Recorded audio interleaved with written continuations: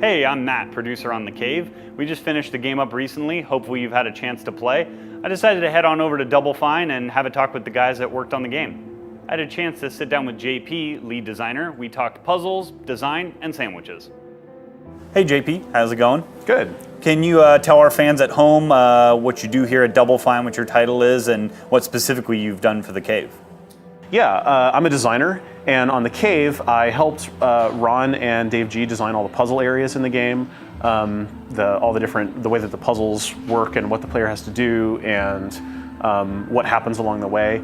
And I helped build out the initial spaces for the game and knit it together into a big world that you could go all the way through. And I also did some of the gameplay programming, or what we call scripting, on the thing to make the stuff go later in development. So it kind of changed over the different periods of development. So it was really fun. I got to do a lot of different things. Cool. So is this your first adventure game working on, or have you not your first rodeo? I think it is. Yeah. No. It's definitely the first kind of game like this that I've made. I come from I worked on the BioShock games previously before I came to Double Fine, and so yeah, it was really different. But I grew up with the old adventure games, all the way back to Maniac Mansion, and so I've always loved them, and held them close to my heart.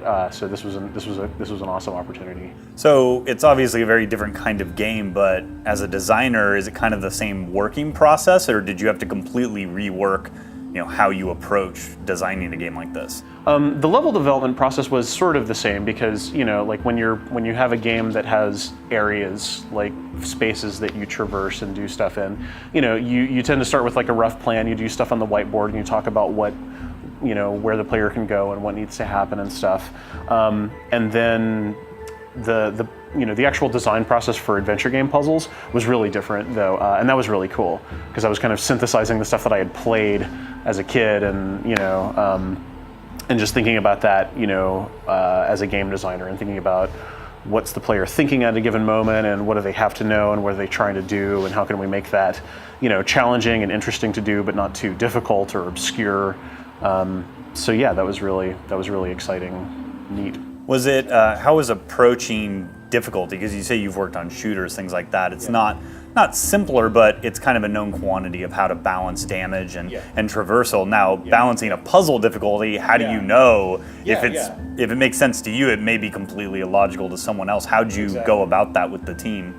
Yeah, I think part of our answer to that was playtesting. Once we did have a version of an area that was far enough along that we could put it in front of somebody within Double Fine, or even like an external tester, we sat them down and watched them play through and just see what problems they ran into. And we didn't say anything, so it's difficult but very edifying in a way as a designer to watch the stuff that you're working on being played like that. And we would just see where did people get stuck, and we would encourage them to talk aloud, what are they thinking about, what are they trying to do, whatever.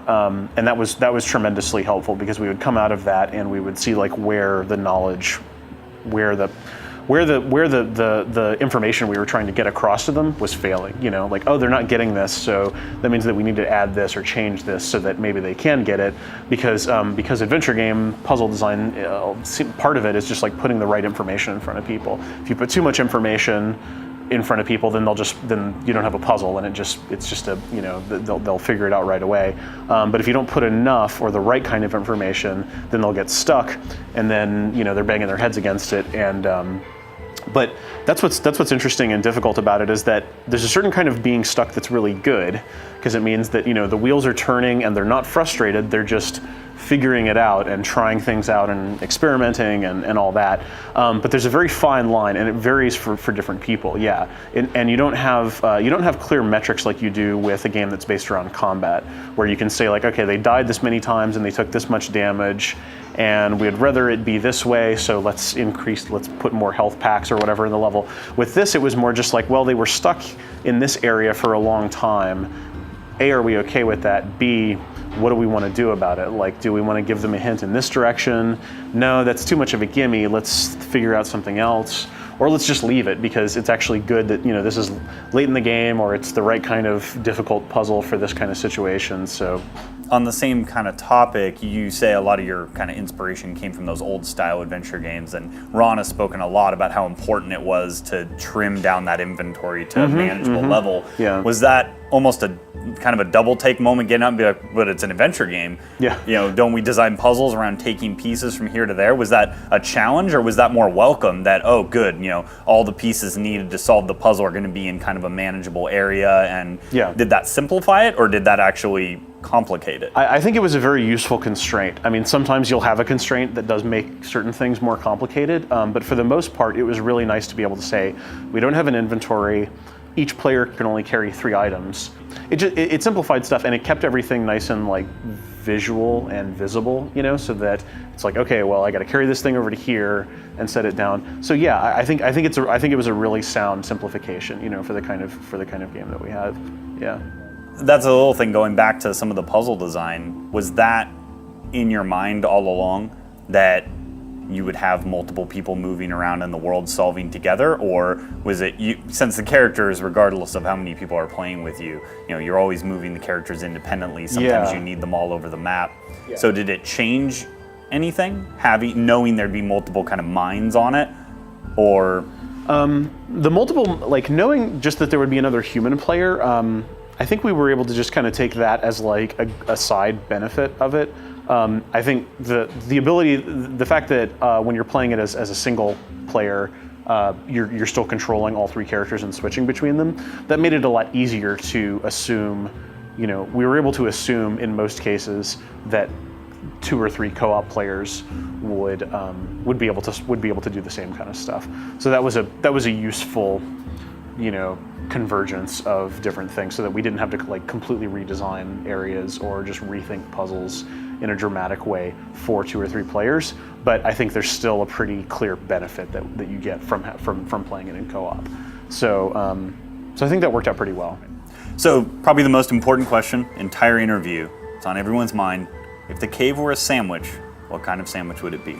That's a good one. If the cave were a sandwich, it'd probably be really tall and deep and have a whole bunch of different layers that are all really different. You know, you have like a lettuce layer and a salami layer and a mustard layer. Yeah, but you know, and so there's all these disparate flavors because we've got someone from the future in it and someone from medieval times and all these different things. And maybe they don't seem like they would fit together nicely, but they do actually, you know, when you start biting into the giant messy mass and chewing it up. So yeah, and it's, you know.